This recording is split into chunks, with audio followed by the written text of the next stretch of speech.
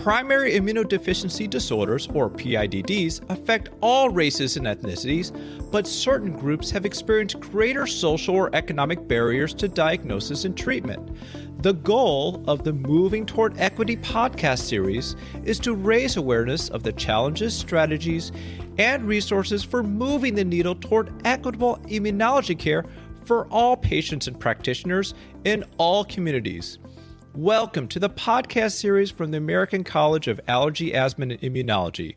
My name is Jerry Lee, and this is the first of a three-part series entitled Moving Toward Equity, Disparities in Primary Immunodeficiency Disorders, or PIDDs.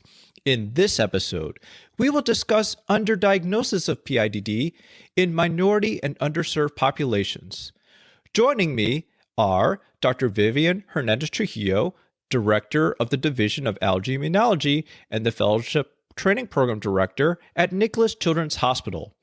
Dr. Hernandez-Trujillo has been involved in Hispanic outreach for over 20 years, and she has partners with both the Immune Deficiency Foundation and the ACAAI, as well as media, to raise awareness of PIDD through the programs in Spanish for healthcare providers and patients on PIDDs, and most recently on COVID.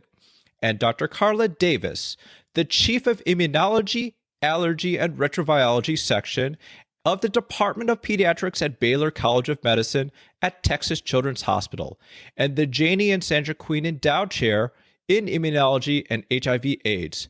Dr. Davis has been involved in the identification of health disparities in the field of allergy immunology, has formed research in primary immunodeficiencies for the past 20 years. Welcome to the show, doctors. Thank you so much. My pleasure. Well, Dr. Hernandez-Trujillo, let's start with you. You know, we talk about the term health disparities. What is the definition of a health disparity? What does that mean to you, and why is it important for healthcare professionals to know about these? So healthcare disparity occurs in the presence of preventable differences in the burden of disease, whereby groups of socially disadvantaged populations are unable to achieve optimal health. And this is really important because health disparities can affect different aspects of healthcare. This includes access to care, quality of care, mental health, life expectancy, mortality, and lack of insurance. And then we, as healthcare professionals who care for patients with primary immunodeficiency disorders, really do need to be aware of these because our patients need to be properly identified and diagnosed. So, Dr. Davis, what are some of the groups that are most affected by health disparities in primary immunodeficiency disorders? Well, in these disorders, Hispanic and Black or African American patients are really most affected by health disparities in primary immunodeficiency, with the potential for delay in diagnosis and underdiagnosis in these groups. Other groups are more minimally effective, like Native Americans. Patients with Medicaid are also at risk for a delayed diagnosis or treatment. What are some of the studies that have shown disparities in diagnosis among these groups? Well, the prevalence of primary immunodeficiency disease diagnosis has been noted through administrative healthcare databases. And here it's highest in the privately insured patients, which are typically utilized disproportionately by non-minority groups. So minority groups are more likely to have publicly insured health care. And so several studies of diagnoses in urban clinical settings have reported an underrepresentation of primary immunodeficient patients among minorities, especially in the area of B-cell disorders. It's relatively unclear if this underrepresentation represents just a decreased prevalence of disease or missed or delayed diagnoses. There was a study that used a scoring algorithm, and it was on the basis of ICD-9 codes to identify all hospitalized patients aged 60 years or less with a diagnosis of equal to or greater than 2 of the ICD-9 coded complications associated with immunodeficiency. There are about 174 of these. So the idea was to identify patients who could have an immunodeficiency by associated complications.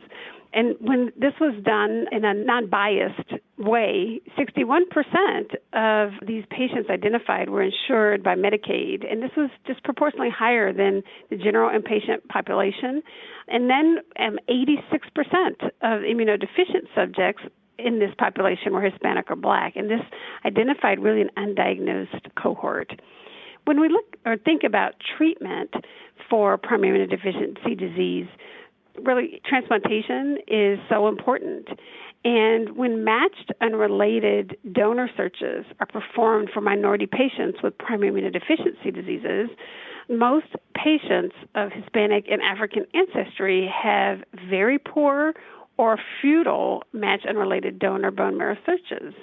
So in the Hispanic population referred for allogeneic hematopoietic cell transplant, 71% had a poor or futile search, and those of African ancestry had 63%. So the majority of the patients are having poor searches compared to patients of European descent. And then African patients were the least likely to have a complete 8 out of 8 matched unrelated donor transplant, and only 18%, while 41% of Southern European patients received transplants at rates similar to those of Asian and white Hispanics. So there is definitely an issue with identification of treatment through transplantation, and there may be an undiagnosed cohort in minority patients. Wow. So there's clearly some gaps in the diagnosis rates for both minority and underserved populations. And it's curious, we're seeing gaps related to different races. Is that a genetic cause, or is it a social component, or is it both? Dr. Hernandez-Trujillo, what do we know about the causes of some of these disparities? So the causes of underdiagnosis of PIDDs in minority and underserved really relates both to a lack of access to care and the need for improved understanding by the patients and families that this problem exists, right? So the causes are likely both genetic and social. We don't even have a clear incidence and prevalence of PIDDs in the general population. I think that as our genetic testing has improved, we're going to have a better idea, and I think that's very hopeful for all of us. But we certainly need to gain a better understanding of actual prevalence in our minority patients, racial, ethnic, and then the socially disadvantaged. Patients also need to be able to communicate with the healthcare team in their primary language, and this is really a problem that needs to be addressed. There was a recent article that reported some differences also in IgG levels by race, which I was fascinated by, and they described that Asian and Black patients had higher mean concentrations in IgG as compared to white patients. So you may think, okay, well, why is this important? It's important for a few reasons, but if patients of different races are compared to laboratory normals from a different race, we're likely underdiagnosing patients who may have PIDD in these groups. So that's really something that needs to be addressed. In addition, males had higher IgG4 concentrations than females. So there you can also see there may be an underdiagnosis by sex or gender. And then in some patient populations, for example, the Navajo Nation, the incidence of Artemis deficient SCID, for example, results from a founder mutation. So those patients are disproportionately affected. So there's really a variety of reasons for this. Wow, yeah, that's so fascinating. So let's see here. If Asian and Black patients have higher mean levels of IgG, then their definition of hypogammaglobulinemia is clearly different from other populations. And of course, there's certain founder populations with different metrics. And of course, there's the social barriers, not to mention different primary languages. So, Dr. Davis, what else do we know about other social determinants of health that leads to underdiagnosis of primary immunodeficiency?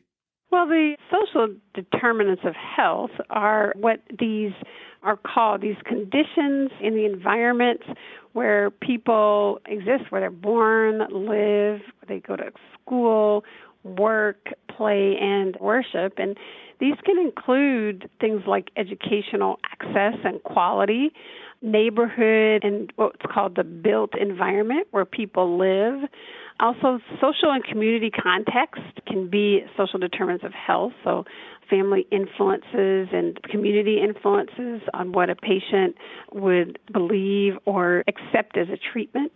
Economic stability is a social determinant of health, and then healthcare and quality is also important. This includes access to healthcare. And so interventions in all of these areas could impact health.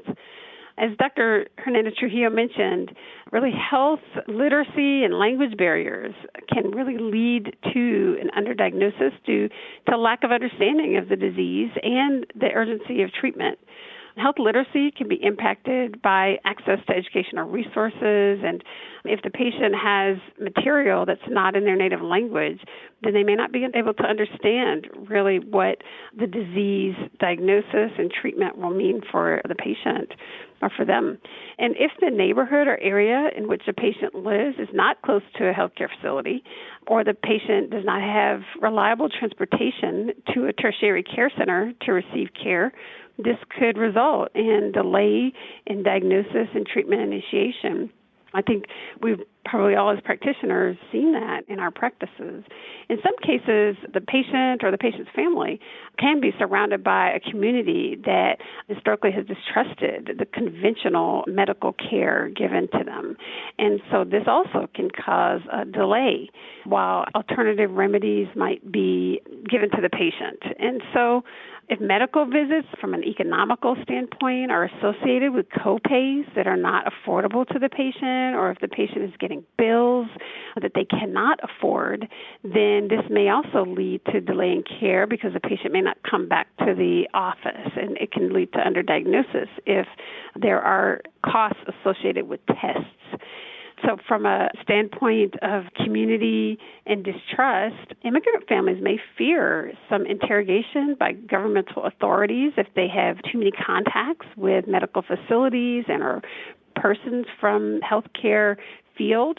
And so these are real concerns in our primary immunodeficiency patients and families, and we as healthcare providers should address them in order to ensure that they can be diagnosed and have prompt treatment.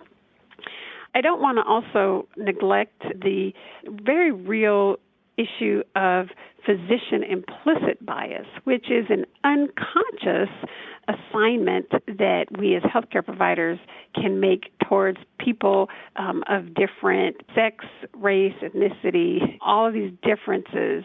And sometimes we can make assumptions that we're not even conscious of that can be associated with differential healthcare quality. And so this could also be playing a role. So we should all be aware of these above factors, and they all actually need further study to determine the specific impact for our primary immunodeficient patients.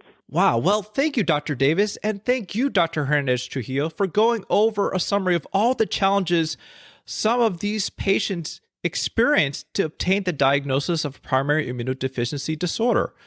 This concludes part 1 of a 3-part series on moving toward equity, disparities in primary immunodeficiency from the ACAAI. Please be sure to join us for future episodes on addressing the barriers to diagnosis and improving access to the treatment of PIDD. For more resources around PIDD, visit education.acaai.org/disparities.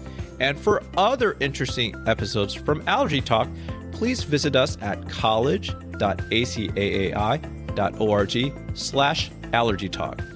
And we are also offering CME for this episode and future Allergy Talk podcasts. Please visit us at education.acaai.org/allergytalk. This is Jerry Lee from the American College of Allergy, Asthma, and Immunology. Have a wonderful day.